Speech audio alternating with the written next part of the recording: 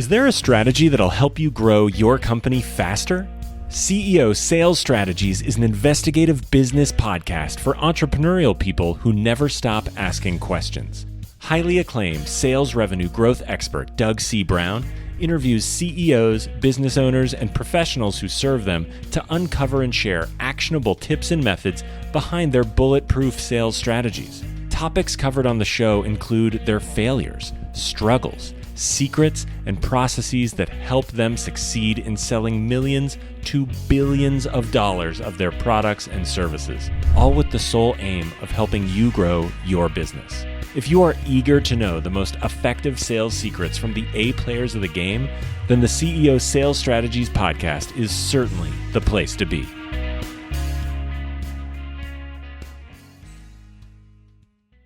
Hey everyone, this is Doug C. Brown with the CEO Sales Strategies podcast, bringing you another great episode. We got an excellent guest. His name is Mr. Bill Murphy, and Bill wrote a book called Thriving in the Storm. Now, I brought Bill on because we're going to talk a lot about what it takes to be a 1% earner in the world, right? In sales and selling, in your business, and what separates those that are either average or sort of average, but above average to the ones who get to the top 1%. Bill is a specialist in adversity and how to power through it, how to break through it, how to get through it. Because a lot of people are like, I work hard, but they're not breaking through that barrier and getting themselves into the top 1% due to getting kind of hung up on certain things. So Bill and I are going to discuss these things at length in this particular podcast. So without further ado, let's go talk to Bill. Hey, Bill, welcome to the CEO Sales Strategies podcast. Thanks so much for being here. Thanks for having me, Doug. Super excited to be on your show. I'm very excited to have you on today because it's one of my favorite subjects we can talk about it. And you're an expert in how to handle adversity. And in other words, guys and gals, how to keep it so that your sales and leadership stay intact and separate the players, the leadership ones, if you will, or the people who know how to get through versus the ones who don't. Bill, I'm going to plug, you got a book out and I love the title. I love the cover of this book, folks. It's called Thriving in the Storm, 9 Principles to Help You Overcome Any Adversity by Mr. Bill Murphy. And you want to go out and grab that book. He's quite the guy here, as you'll find out as we go along throughout this process.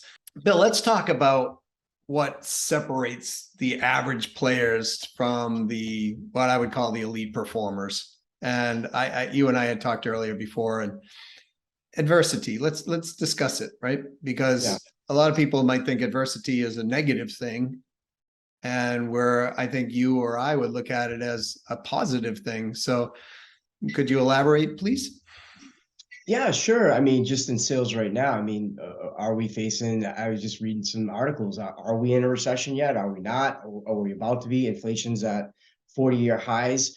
So a lot of businesses are impacted by this, the inflation, the recession that's either upon us or will be upon us. It's inevitable, it appears. And so, really the difference between those that are getting it done and those that are wallowing, right? It is mindset and doing. Like, you just got to do, right? You got to go out and get it. So, just watching the sales folks in our business, the ones that are doing well, thriving, if you will, they are prospecting nonstop. They've gone back to basics and fundamentals. Some things, the things that I haven't done in 25 years, I'm back to doing them when I first started as a rookie, because I'm not above it, right? If you're gonna do well, you have to sometimes just go back to basics and do the hard things. The ones that are struggling are waiting for business to come to them, and then they may be your complainers about the recession that's upon us, about inflation, about high interest rates, about layoffs, employment, whatever. They're the ones that are usually not doing too well, and they're the ones that are going to be expendable too, because they're not getting it done. Well, think about that, folks. Those of you who are listening intently here, that you're the expendable one, right? so Bill, I'm I'm old enough to go through numerous recessions in my life, right? So I remember when we went through a few others, and I used to go out there and I used to preach. It's like, look, guys, now's the time to put the pedal down and get out and prospect like crazy, because your competitors are going to be pulling back. They're going to get scared. And the first thing they pull back on, which blows my mind, is marketing and sales. They just tend to do that. They're like, oh, well, we've got to cut back on letting people know who we are. And geez, we might as well pull back the people who can actually convert people on top of them, because they're an expense. And I've always preached that, look, that's the exact opposite of what you need to do in a recession. You need to push it down. And do you agree with that methodology? Oh yeah. Yeah. You probably got to double up on your sales. I mean, when business was coming in and you're flourishing, I mean, that's when it's easy. Your character is made when it's hard and no one's looking. You know, what are you doing behind the scenes? Are you pushing it? Are you prospecting? Are you getting out there on the weekends and doing some extra things that you don't need to do? I mean, there was a book that I read, I think it was Grant Cardone, 10X, and it really upset me, but it's so true. It's like, what are you going to do on a, you know, I'm a football junkie, and, you know, Sundays is kind of my vice, but do you need to watch the NFL at 1 o'clock and 4 o'clock and 8 o'clock every single Sunday? Or maybe sometimes you have to go out and prospect. I mean, in the real estate business, that's when realtors are having open houses. So that's how I started to grow my business 25 years ago, is going to open houses and meeting agents and picking up prospective buyers. I find myself 25 years later going back out to open houses when I haven't done it for 10, 15 years. Yeah, just because you have to. So that's where the difference is that you can't be above anything. Any strategies that can work. Now, different strategies work for different people, but because there's so many ways to get to that level of success, but you got to go back to basics a lot of times. It really makes sense. And by the way, folks, one of the best ways, if you of course, mortgages and real estate and those type of companies, Saturdays, Sundays are a must, right? And in a lot of ways. But a lot of times, Bill, people think, oh, B2B, they're not there on Saturdays or Sundays. And I got to tell you, here, lean in, folks. Saturday mornings is one of the best times to get a CEO on the phone from their company, because no one else is calling them.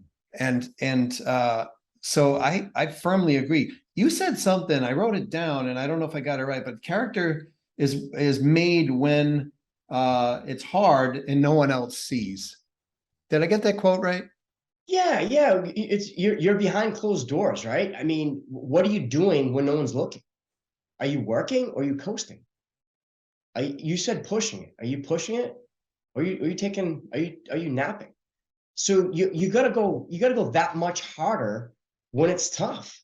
You just have to. You can't do, if it was 2 hours of prospecting that you spent a day, maybe you have to triple up on that. Maybe it's 6 hours of prospecting a day in addition to all your other tasks when you want to get it done. You gotta do the hard things extra. So this is really, it comes down to more like courage and grit, or grit and courage, right? To kind of see it through. And people, I have found, people don't know what they're made of until they're pushed to a point where they've got to actually perform or not. I found that when I was in the military, Bill, it was kind of like that, right? I mean, they push you right up to the brink of breaking points all the time in the military, especially in like basic training or whatever. And a lot of people were like, I didn't know I could do this until they actually had to do it. Now, I guarantee, well, I shouldn't say that, but I have with high probability a suspicion that people listening to this are going, wait a minute, Bill, you're telling me I got to double up, I got to triple up, I'm working 14 hours a day right now. I can't work 18 hours a day. What do you say to those people? Okay, then let's manage your time, right? So what are you spending your 14 hours doing? I said prospecting specifically. That is your highest payoff activity that you could possibly do is prospect your new business or prospect existing business. But you have to do that. I mean, if you're standing at the copier and fixing a jam copier for an hour, that doesn't count. Figure out your hourly worth, and you could probably pay somebody pretty cheaply to go fix that copy machine. And I'm just using that as an example. Like, what are you spending your time on? Are you taking long lunches? Are you standing at the water cooler? Are you, how often are you breaking? And are you really working? Are you surfing the web? Like, what are you doing? Like, when I coach in sales, right? So when I see somebody that's stuck, we look at what they're spending their time on. Let's calendar every 15 minutes. Yes, it's a pain in the butt exercise, and it's arduous, and it's they're hating me during those 2 weeks. But we uncover a lot of stuff. If you do that exercise right, you uncover so many unnecessary things that you're doing during the course of the day. You're really not working. In that, I was laughing when you brought that up, because I remember one time when I was coaching a CEO of a pretty sizable company, and he was like, I always bring coffee, right? I stop by the coffee store and I always bring coffee in. And I said to him, let's figure out what that's costing you. He goes, doesn't matter. Doesn't matter. Now, this is a really large company.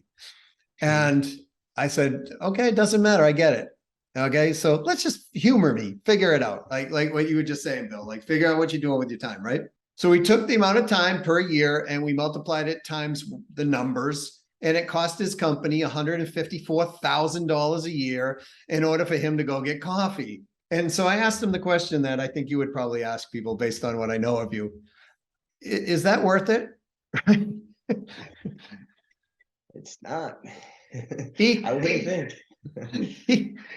He said to me, he goes, oh my gosh, he didn't say it in that nice of words, but, yeah. And I said, well, can we hire somebody full-time just to go get coffee? Right. And he said, yeah. And I said, can you take that time and just go and have, one meeting a week with another CEO of somebody that you want to prospect with? See, I think what's happening, Bill, is you're calling people out on, because a lot of people, when they don't want to track their time because, going to the coffee machine, that's easy, man, or, it's just one cup of coffee. It's not a big deal. Or, look, there are 4 games on today and I can make them in the schedule. So, that was a lot of work, Bill. So you got to give me credit for actually being able to coordinate that versus, what you're saying is, say, cut 2 of the games and focus on what really matters. What happens to a company when they get all their people stroking the boat, oars in the same direction, and they're doubling up on their productivity? I don't know. What do you think happens? It's just your profits, your profits skyrocket exponentially, right? I mean, that's exactly what you got to do. Someone's going to set the example. That's why you have top people.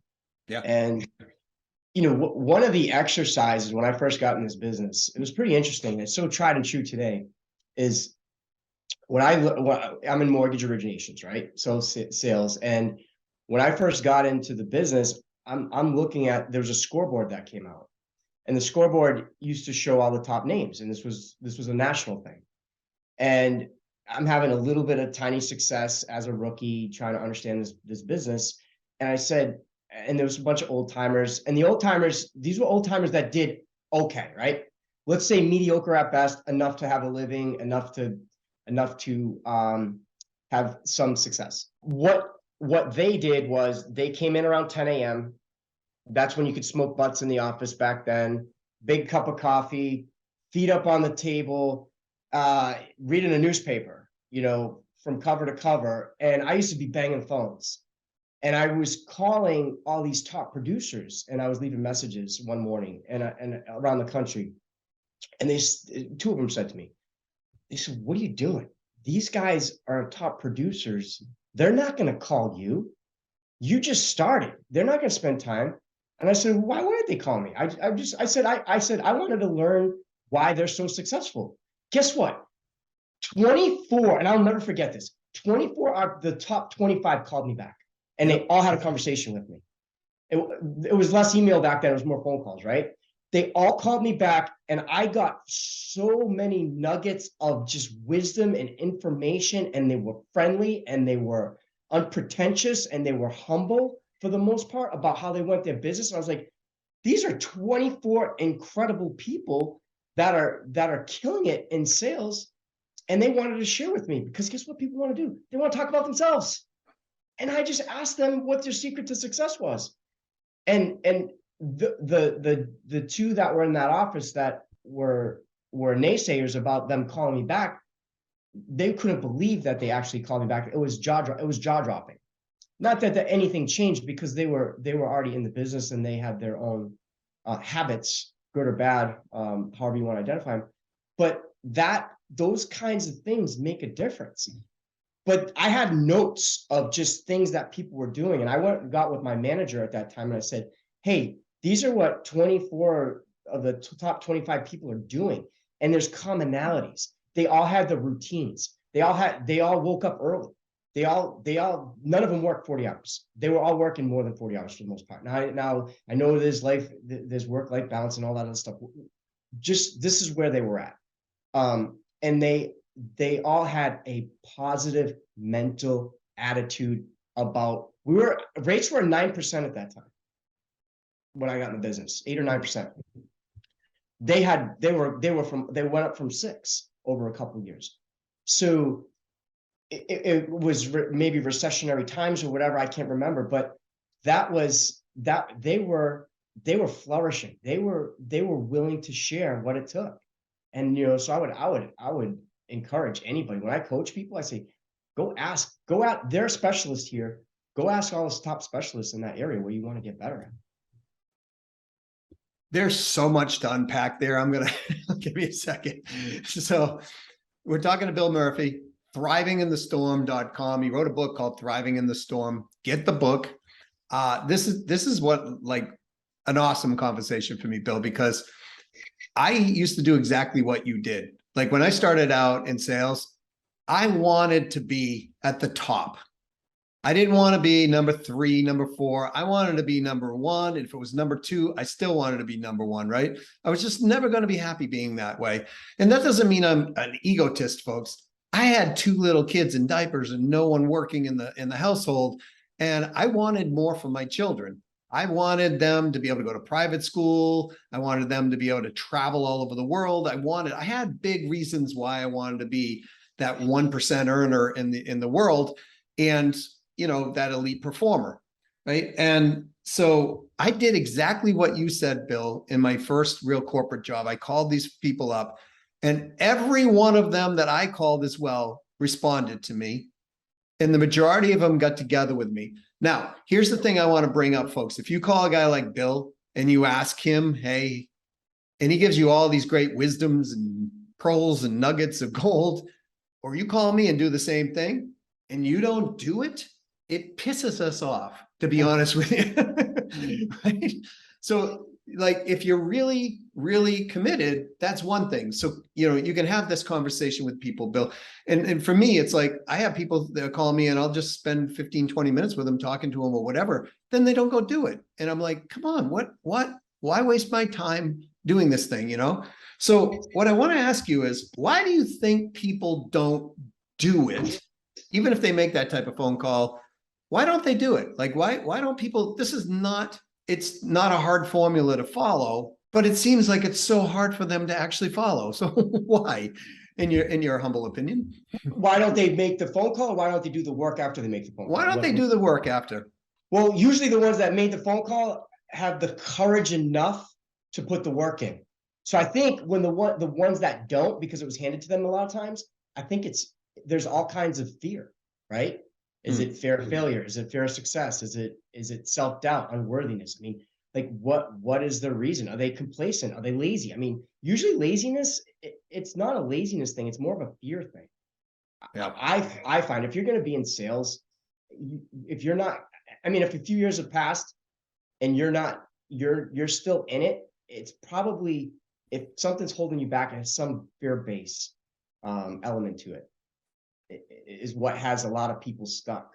I think that's really insightful, Bill, because there's salespeople are entrepreneurial in the thought, right? So there's I believe there's entrepreneurial expectation, right? So people have these entrepreneurial feelings. They want to be an entrepreneur, but they don't have this entrepreneurial commitment, is what you're talking about, to get up, do it, becoming multimillionaires, folks, is boring because you do the same thing over and over and over and over and again, right? But it sure pays off if you want to fly first class to Europe or you want to fly coach, right? So that to me makes it a difference.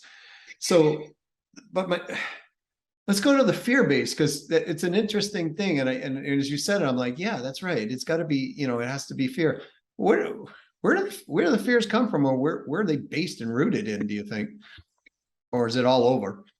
I mean, so in coaching people, I've come to the realization that, so even if you have a lot of success, and Doug, I just want you to go through this exercise with me. If you have a lot of success and you have success after success, but you can't break above a certain pattern, and you're like, you know what? I had the success. I did this $1 million of revenue, year 1, year 2, year 3, year 4, year 5. Why I'm changing different things? Why can't I break through that glass ceiling of complexity right now? Why can't I? What is wrong with me? I'm positive. I visualize. I write my goals down. I do my morning routine. I do everything. I just can't figure it out. Right? So does that ever happen? Oh yeah. So I was in my business. I was always among the top 5. Like you said, you always want to be number 1, right? I was always among the top 5. I couldn't figure it out. 20 years into this, I couldn't figure out why I couldn't get to like the next level. I always hung around a certain number for a decade, like the certain number of sales for a decade. Good, bad, or rough, awesome, thriving economy, whatever it was the same. It took, and I was like, I got to break this pattern. I got to find this reason that's holding me back. I know I'm positive. I know I'm doing the right things. I know I'm surrounding myself with the right people. I know I'm being coached. What took me, here's where it was. I would write down my goals every day. I would study my goals every day. I would do the same thing. And my subconscious was like, enough already. I get it. We got to break these patterns. We got to get to the next level. It was in 2019. I'm really into fitness, right? So I did the Boston Marathon. It was like my 5th try. And that year, I didn't prepare like I should have. Like I ran, but I didn't worry about my nutrition. I didn't worry about like the electrolytes, like little tiny things where you got to fine tune it, right? And the weather in New England, the weather wreaked havoc on us that day. Sure. It was 70 degrees. It was 40 degrees. It was sunny. It was rainy. And then the wind, rain, and crosswinds came at the end. So it was everything you could imagine. So my body was really, really messed up. Mile 15, I was cruising. Mile 15, I started cramping in my legs. And I knew right then and there, I was like, I have to hobble all the way the next, 8 miles or so, because I didn't prepare correctly. And so I was so mad at myself, and I had to run, walk, and my time I blew my time. Everything was going against me. I said, you know what? This is a mental thing. You got to prepare mentally. That year, I said, I'm going to train for an Ironman. Didn't swim, didn't bike. Fell off the bike the first time I ran it. Almost drowned in the pool the first time I swam. Like everything was against it. I said, I had 6 months to prepare for an Ironman. That year, I prepared for the Ironman. I got the right coach that would take me on. Most of the coaches wouldn't take me on. So I just devoured what this coach said. I worked, I spent time with my family, and I trained like heck. But my focus now, previous 10 years, was on my numbers. My focus just changed to my fitness because I was so upset with myself for the marathon, right? So now I trained for the Ironman in Panama City, Florida, 2019. I finished that Ironman. That was in November, so it was the end of the year. And wouldn't you know, I look at December and I crushed my best numbers. My best numbers were under 7, like in sales, it was 70 million, right? And I was at 68, 69, 67, 68, 69, like for like a decade straight. That year I closed 82 million. And what I realized in retrospect, it took me to go focus on another goal and leave the other one that I've been just banging my head against the wall for a decade straight, trying to figure out a pattern. It took me to unstuck. I had to unstick or get unstuck on those numbers, go focus on something else. The physical pattern broke through that glass ceiling. And every single year thereafter, I hit my numbers higher. So I went from 82 million to 112 million to last year, 132 million. Now this year it's going to be down a little bit. It'll probably be back around 70, but it'll still eclipse my best numbers for 20 years. Mm-hmm. So just because, of where we're at and lack of inventory and everything else. But I had to focus. I had to take my focus on the stuff I was like white knuckling on, and just release it and let it go. We already knew what we needed to do. It's not like it was something that we were just starting out with goals. We were just starting out. So if you're stuck anywhere and you're just grinding and doing the right things and you can't get past it, go focus on something else in your life. Watch the magic happen. It will change. You will hit both sets of goals, or come close, or have incredible life epiphanies or aha moments. So I think there's a couple of really key points here that you're saying that I want to kind of recap. When you got into that place, you weren't asking the questions like, what the heck is wrong with me? Why me? Why isn't this happening? You ask questions like, I've got to find a way to do this. How do I do so? I gotta break through this. What's my next step or stage, right? So I think the questions we ask ourselves either push us toward our fear or toward success. And I think you were asking very successful questions. And then you went and got a coach so you could get some new skills, right? Because you probably innately, well, maybe not innately, but you knew at that moment, hey, look, I've been banging away at this thing. And, no matter what people tell you, folks, if you hang in Hollywood long enough, you're not going to become a star if you don't do something different, no matter what you've been doing 10, 12 years in a row, or whatever it was. So my point being is that you got yourself some different skills, but then part of that different skill was to think differently and act differently and take a different direction. Therefore, it's opening up some space for all this stuff that was probably, a lot of it was probably sitting there, and then you unlocked it probably, I suspect, in the coaching and gained some additional skills. Yeah. What I love though, above anything in this whole story is like, I went from 82 million of 132 million, but now I'm going to be dropping back because the, economic reality, what's happening in the world right now, it's not just the United States that interest rates are going insane and property went nuts, on the prices, and people are having a harder time affording it. It's a worldwide problem. I've been talking to people in Poland. They're having the same exact issue, right? So what I love is how casually you're taking that, like, oh, well, I'll just build it back up.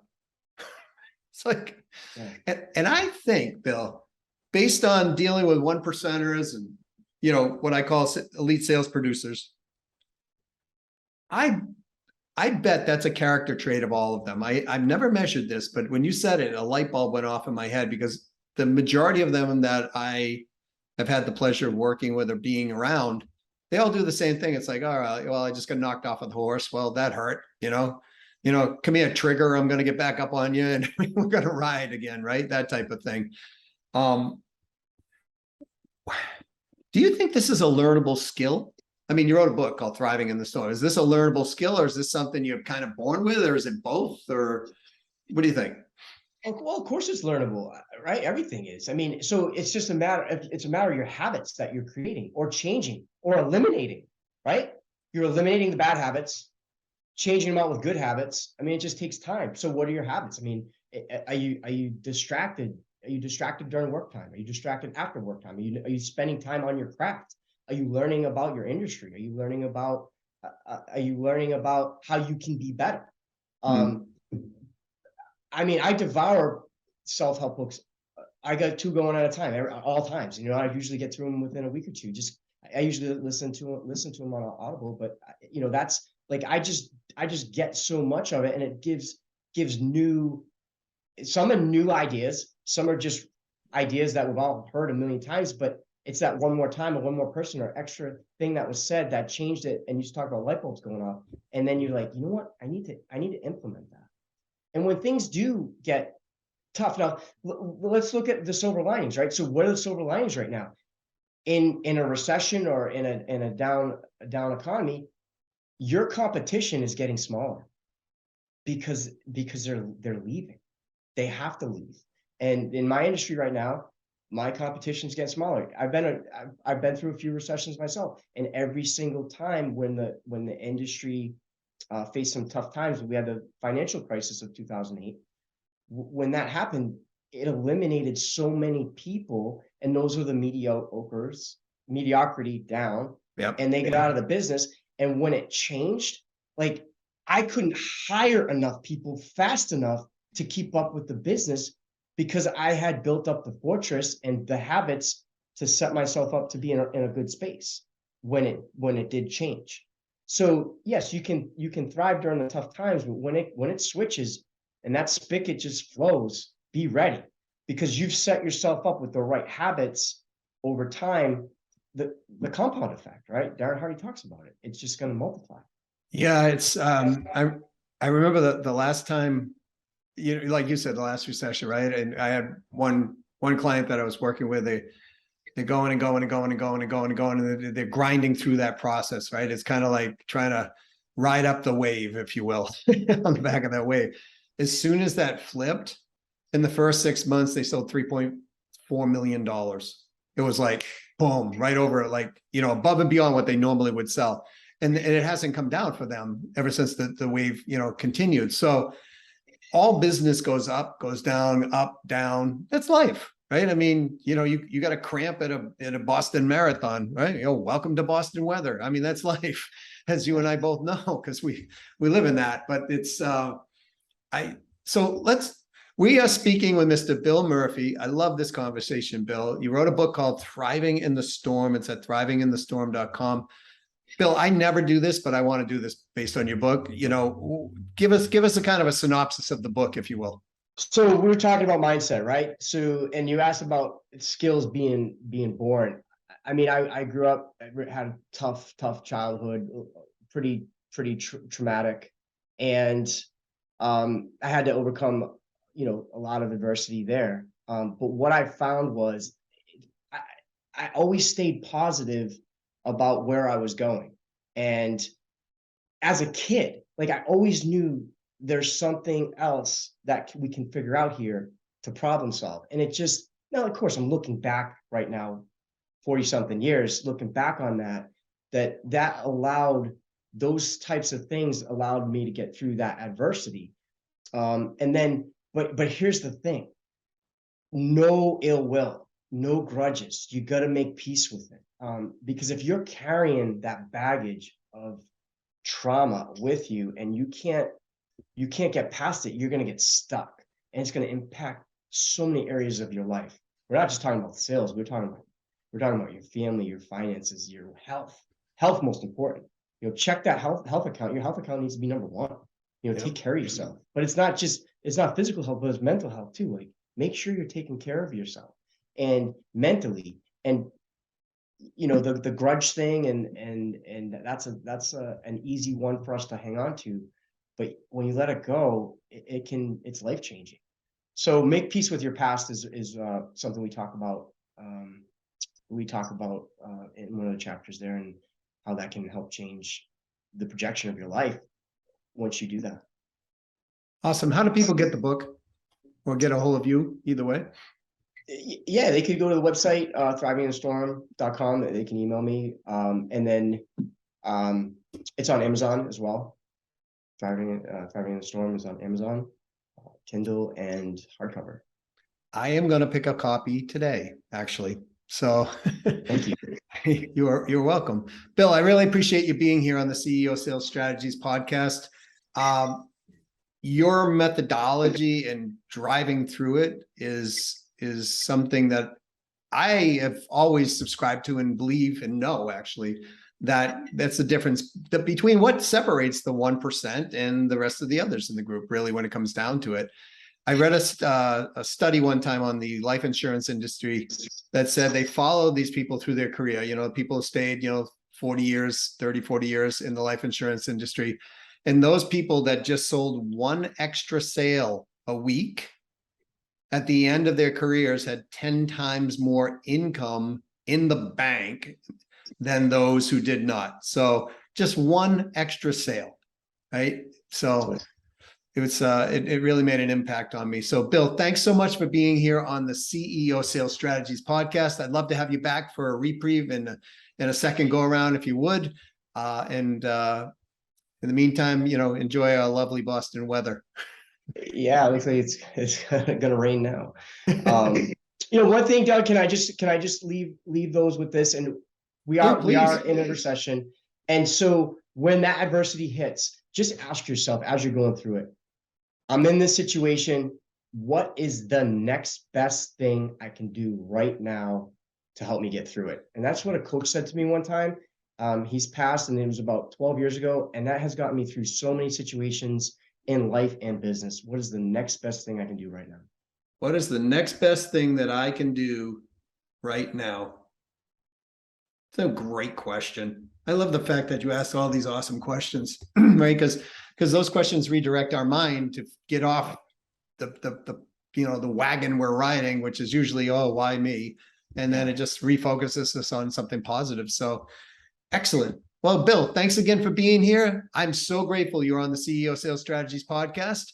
Let's get back together. And folks, again, thrivinginthe.com.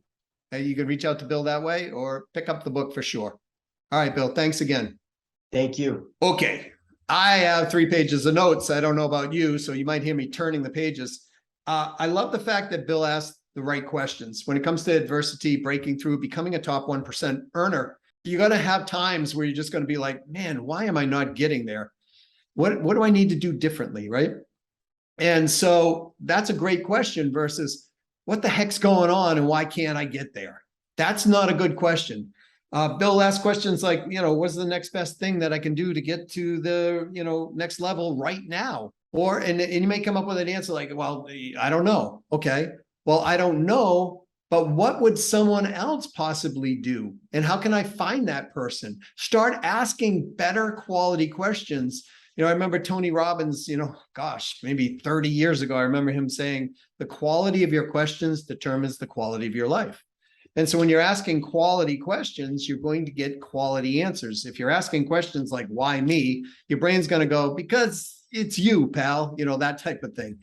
So when it comes to adversity, please understand one major rule. You're going to have it. Every time you grow, you're creating new opportunities. Every time you create new opportunities, you're going to create some new level of challenge. Every time you have a new level of challenge and you start running into certain things and you don't understand it, you're going to run into adversity. Now, it might not even be because of you. It might be because of something that happened. I mean, hey, let's talk about what happened just over the last couple of years. I've called a pandemic. I'm sure you probably didn't start that, right? But it came your way and it changed our lives around and it threw some adversity now. Now we're in a recession, so they're saying. Okay, great. So now the question is, what do you do in order to get that recession to be something beneficial for you? And how do you ask questions on and around that versus asking questions like, oh my gosh, what's this going to do? Why is this happening? Et cetera, et cetera, et cetera. And then, what's the difference between expectation and commitment, right? As Bill was saying, there's usually some fear there that's got us stuck. When we have fear, we tend to start doing things like, oh, I'll protect myself from having to deal with that fear. When we do, we start doing things like, I'll go get coffee, or you know what, I don't have to make that call, or nobody's there on Saturday or Sunday, and all of that. Here's the deal. It's self-sabotage when it comes down to it. And you can break through this. As Bill said, it's skills, it's habits, it's things that are teachable that we can learn.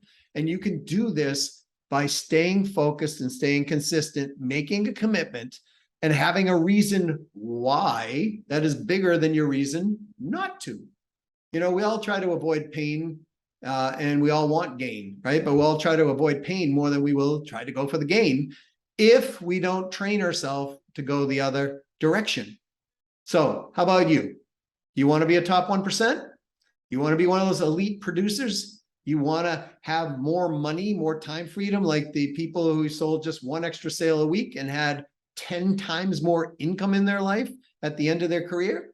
They also had the money during the career so they could go and do different things. Do you want to be that type of person? If so, make the decision today. Decide means to cut off, right? Any other possibilities, make that decision today. So if you love this content, please let me know. If you have other content that you would like specific information on, reach out to us. Either way, could be yourself who's the guest, or we'll find a guest on what you're seeking. Reach out to YouMatter, YOUMATTER, at ceosalesstrategies.com. Let us know your thoughts. We'll respond to you either way. If we can make that happen, we will certainly do that. If you like this particular content and you like this podcast, I ask you to please go give it a 5-star review. And if you have friends, people that will benefit from this particular episode or any of our episodes, please share that with them. And the more people we can help, the better it is for everybody in the world. You'd be surprised, this one tiny little piece of information sometimes can just pivot and set you free.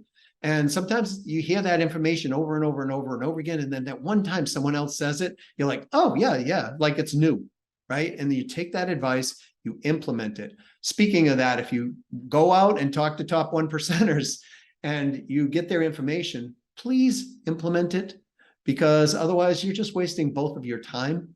And if they're willing to give and be generous with their time, remember, they're all making top 1% earners income. So a half an hour of their time is a lot of money.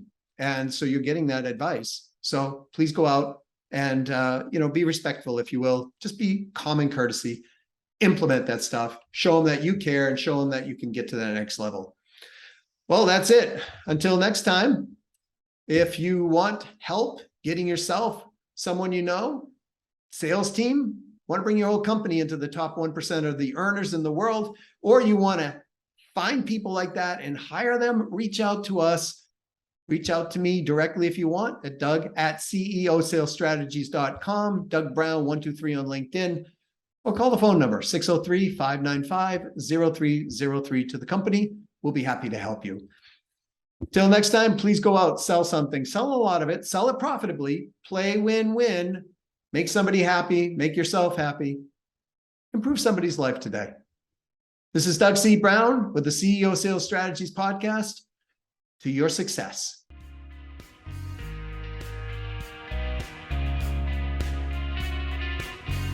Thank you for listening to another episode of the CEO Sales Strategies Podcast.